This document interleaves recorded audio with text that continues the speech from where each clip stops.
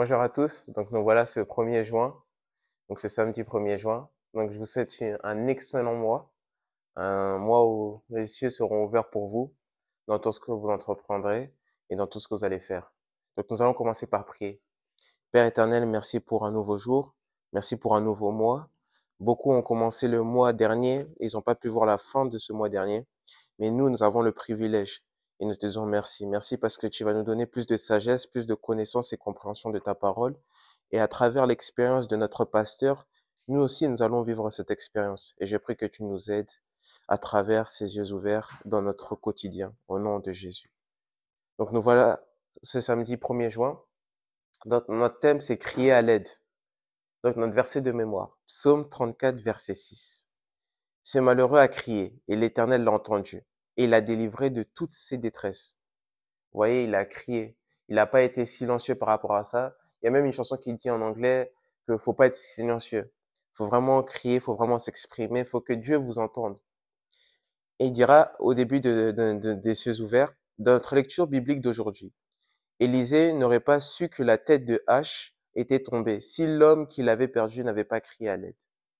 Plusieurs fois, nous devons crier à Dieu jusqu'à ce qu'il nous réponde. Donc, des fois, faut pas être silencieux, faut vraiment crier. Dieu, il sait par quoi on traverse, nos expériences et tout ce que nous vivons. Mais il a besoin d'entendre ce que nous vivons. Parce que des fois, vous voyez que des fois, il y a des gens, les parents, ils vont voir un enfant qui est en train de peut-être de souffrir ou avoir des difficultés dans certaines choses. Mais si l'enfant ne dit pas, les parents, ils vont faire comme s'ils sont dans l'ignorance, comme ils ne voient rien. Donc Dieu, il attend de nous que nous le parlons, nous communiquons, qu'il veut entendre ce qu'on ressent en fait, chaque jour, chaque moment. Il dira ensuite que bien que ce soit vrai que Dieu sait tout, avant même que vous ne criez, si vous parcourez la Bible, vous verrez de nombreux cas où les gens ont crié à Dieu. Dans le psaume 120, verset 1, David dit, à l'Éternel dans la détresse où j'étais, j'ai crié et il m'a répondu. Il a répondu parce que non seulement il savait, il a entendu parce qu'il a crié. Donc, il est important de faire entendre à Dieu que nous avons besoin de nous par nos cris. Donc, quand on dit crier, c'est pas forcément hurler, ça peut être dans notre moment de prière, dans notre méditation, dans notre jeûne, dans notre louange et adoration. Dans toute chose, Dieu, il attend que nous lui parlons et nous communiquons ce que nous traversons. Dans le psaume 77, verset 1, le psalmiste a dit, ma voix s'élève à Dieu et non mon cœur. Comme beaucoup pourraient le suggérer, disant que vous ne pouvez fermer la bouche et crier avec votre cœur. C'est vrai que dans notre cœur, il y a beaucoup de choses qu'on ressent, mais il a entendu que nous devons communiquer, nous devons parler et que nous ne devons pas être silencieux chaque moment et à chaque instant. David a dit, de ma voix, je crie à l'Éternel et il me répond de sa montagne sainte. Donc c'est dans le psaume 3, verset 4. J'ai prié pour vous. Chaque fois que vous crierez à Dieu, il vous entendra au nom de Jésus. Il y a cependant une chose qui peut empêcher Dieu de vous répondre, c'est le péché. Donc le péché, c'est les souillures, c'est les choses qui nous éloignent de Dieu, c'est par les choses de ce monde, ça peut être les convoitises, l'argent, toutes ces choses-là, ça peut devenir un péché. Même tout ce qu'on voit comme truc. En fait, quand toute chose prend la place de Dieu, ça devient un péché indirectement. Ça devient quelque chose, on a changé la priorité, on a changé notre fondation, on a changé notre source. Donc il faut toujours regarder à Dieu, parce que sinon on regarde à celui qui est capable. Si on regarde seulement à l'argent, nous savons que l'argent peut finir un jour. Mais si on tient à la personne qui a l'argent, l'argent il reviendra à chaque fois. Parce qu'il donne en abondance. Et il dira, la Bible dit que si nous concevons l'iniquité dans nos cœurs, Dieu ne nous entendra pas. Psaume 66, verset 18.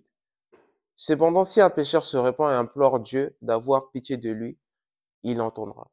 Dieu, il est prêt à entendre. Seulement si nous avons la capacité à se repentir, venir avec un cœur de repentance, venir avec une sincérité. Chaque moment que nous venons à Dieu, même si avec nos souillures, malgré tout ce que nous traversons dans cette vie, des fois il y a des choses pas faciles, des fois il y a des décisions que nous prenons que même Dieu n'est pas d'accord. Mais si nous venons avec lui avec une sincérité, si on est vrai, si on est pur, parce que Dieu cherche un cœur pur. C'est ça qu'il cherchait en David. Quand on a un cœur pur, malgré tout ce qui nous qualifie pas, si on a un cœur pur, si on a une sincérité, Dieu est capable. de nous reprendre. Et je prie que Dieu, malgré ce que tu traverses et malgré ce que tu as fait, je prie que tu puisses revenir à lui. Reviens à lui, il veut te voir, il veut te chercher, il veut toi en tant que personne. Il dira, dans le psaume 34, verset 17, David a dit, quand les justes crient, l'Éternel entend, et il les délivre de toute leur détresse. La parole est claire. Il dit pas une détresse, il dit pas juste la maladie, il dit pas juste l'angoisse ni la trahison, toutes ces choses. Il dit de toutes les détresses. Donc il n'y a aucune exception. Si vous êtes prêt à crier à Dieu aujourd'hui, il vous délivrera de tous vos problèmes. Et je prie que ce soit le cas d'une personne au nom de Jésus. Il dit dans son expérience, je me souviens que lorsque je suis venu à Lagos pour travailler comme maître de conférence à l'université de Lagos en 1969, quelqu'un est venu me voir et m'a dit, voici ce que les gens font à Lagos. Ils donnent de l'argent à un prophète pour qu'il jeûne et prie pour eux. Donc vous devez faire de même. Je me suis dit, ignorant que vous êtes, le prophète prendra simplement votre argent et ne fera rien. C'est la vérité. Des fois, nous remettons beaucoup de choses auprès des pasteurs. C'est vrai, ils ont un rôle, une place importante dans l'église, dans le corps de Christ, mais nous devons avoir aussi notre propre marche personnelle, notre propre course personnelle. Il dira que c'est une course, c'est pas un marathon. Et le truc, c'est que il faut vivre l'expérience avec Dieu. On peut pas tout remettre. Parce que si, imaginons, le prophète ou ce pasteur ou cet apôtre ne prie pas pour vous, ou ne jeûne pas pour vous, qu'est-ce qui se passera?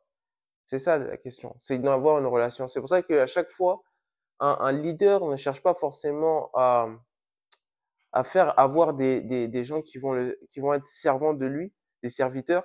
Il va chercher à avoir des gens qui peuvent avoir la continuité, qui peuvent être des leaders, qui peuvent monter en stature, qui peuvent avoir la capacité de reprendre le leadership.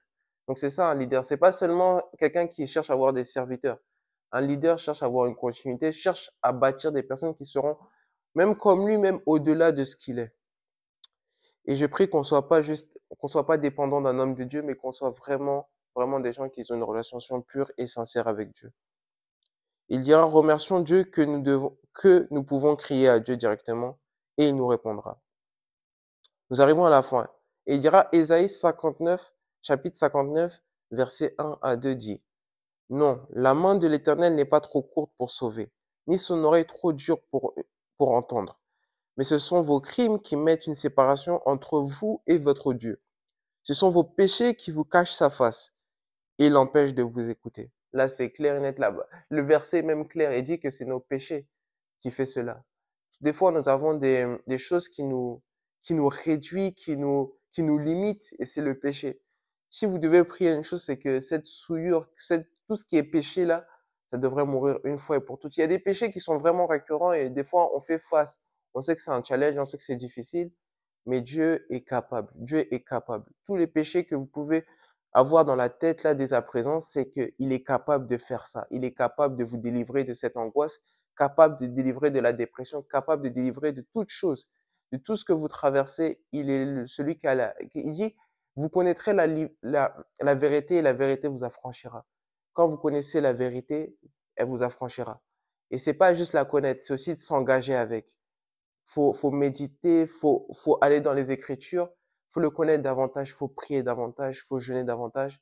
Et quand vous ferez tout cela, vous verrez les cieux seront totalement ouverts pour vous. Il y aura des portes qui seront ouvertes complètement dans vos finances, dans vos familles, dans vos relations, dans toutes choses. Dieu il a la capacité de rendre ces choses possibles. Il dit, vous n'avez pas à payer quelqu'un pour prier pour vous. Tout ce dont vous avez besoin, c'est d'avoir foi en Dieu et de vivre saint. Chaque fois que vous crierez à lui, il vous répondra. Et c'est ça le cas, il vous répondra chaque fois. Donc c'est pas juste une seule fois, chaque fois, c'est une continuité, c'est répétitif. À chaque fois que vous crierez à lui, il vous répondra. Et je crois que ce sera le cas, et je prie que ce soit le cas pour quelqu'un et pour moi aujourd'hui. Et 10 points de prière, portez maintenant ce problème qui ne cesse de vous troubler à Dieu dans la prière, criez à lui et il vous répondra. Et je prie que ce soit le cas de quelqu'un dans ce mois et aujourd'hui aussi. Amen.